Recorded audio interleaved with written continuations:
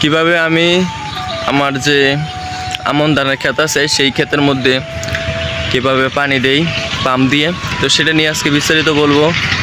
তো সবাই ভিডিওটা শেষ পর্যন্ত দেখবেন। আসসালামু আলাইকুম, আশা করি সবাই ভালো আছেন। আজকের ভিডিওতে আমি দেখাতে চলেছি যে আমাদের আমন ধানের ক্ষেতে কীভাবে আমি পানি দিতেছি পাম্প দিয়ে। তো সেই জায়গায় হচ্ছে বৃষ্টির জন্য অপেক্ষা করার পরে এতদিন তো বৃষ্টি তো আসে নাই, এত জল বৃষ্টি হয় না টানের ক্ষেত, তো সেই জন্য আর কি সেজন্য পাম্প মানুষকে একজনের কাছ থেকে ভাড়া নিয়ে, তো সারাদিনের জন্য ভাড়া নিয়েছি 500 টাকা দিয়ে। তো সেই জন্য আর কি তো দেখতে পাচ্ছেন যে এই যে পাইপ লাগাইলাম, তো ওই যে সামনে যে ক্ষেতটা দেখতে পাচ্ছেন ওই যে ওইখানে টানের ক্ষেতটা পরে আমি দেখে যাচ্ছি। তো এখন হচ্ছে পাইপ লাগানো হইতেছে, তো সম্পূর্ণ ভিডিওটা দেখতে থাকবেন। কীভাবে কি করি না করি সব কিছু আপনাদের বিস্তারিত বলবো।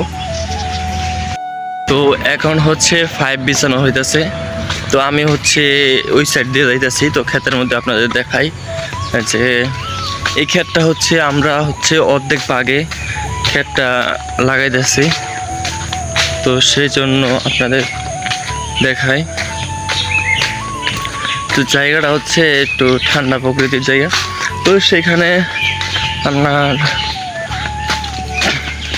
তো এখন তো পাম্প করে না, তো যখন পাম্প চালু করবে তো সেই জন্য আর কি। তো এই যে এইখান থেকে তো এই যে দেখতে পাচ্ছেন যে এইখানে হচ্ছে পাম্প দিয়ে পানি দেওয়া হয়, তো মোটর দিয়ে।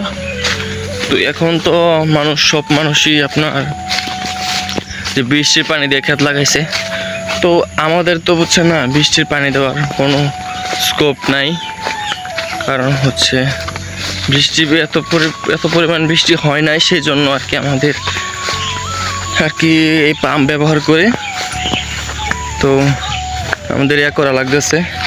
তো ওই যে আপনাদের দেখাই, এই যে এটা হচ্ছে ক্ষেত, মানে 1 বিঘা থেকে অল্প একটু বেশি হবে, তো সেই জন্য আর কি আপনাদের দেখাই। দেখতে পাচ্ছেন তো এই ক্ষেতে আমি একটা ভিডিও দিয়েছিলাম যে এখানে আমি আউশ লাগাইছিলাম, আলহামদুলিল্লাহ ভালো হয়েছে। তো এখন হচ্ছে আপনাদের দেখাই,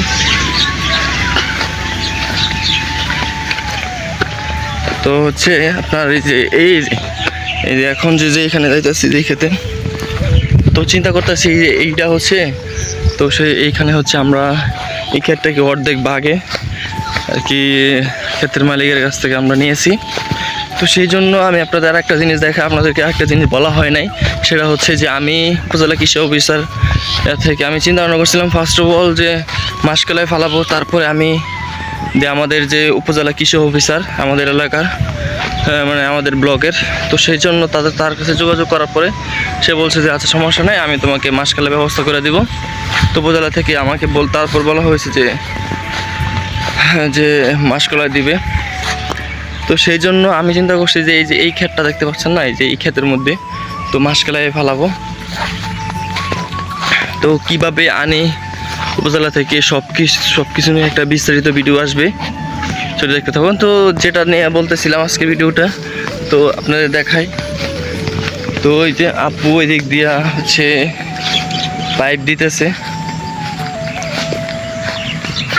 এই ভিতর দিয়া, হচ্ছে বৃষ্টির পানি তো পড়ে না, তো আপনারা দেখছেন যে টানের ক্ষেতে পানি এমনিতে একটু বেশি লাগে।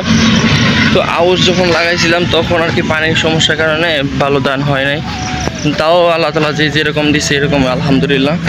তো এই জন্য আগেভাগে পানির ব্যবস্থা করা সবচেয়ে বড় গুরুত্বপূর্ণ, কারণ হচ্ছে ধান লাগানোর জন্য পানি হচ্ছে সবচেয়ে বড় গুরুত্বপূর্ণ। তো এখন আমরা চিন্তা করছি যে পানি এই ক্ষেতটা ভরার পরে আপনার করব, তারপরে বড় ট্রাক্টর দিয়ে পুরা ক্ষেত একদিনে একেবারে পেইকা লাবো, বুঝতে পারছেন, লাগানোর উপযুক্ত করে ফেলবো। তো সবাই ভালো থাকবেন, সুস্থ থাকবেন। ভিডিওটা কীরকম হলো কমেন্ট বক্সে কমেন্ট করে জানাবেন, আর ভিডিওটা যদি একটু ভালো লাগে থাকে তাহলে একটা লাইক করবেন, কমেন্ট করে আপনার মতামত জানাবেন, শেয়ার করবেন। আর আমার পরিবারে যদি নতুন হয়ে থাকেন তাহলে অবশ্যই একটা সাবস্ক্রাইব করে পাশে থাকবেন। আসসালামু আলাইকুম।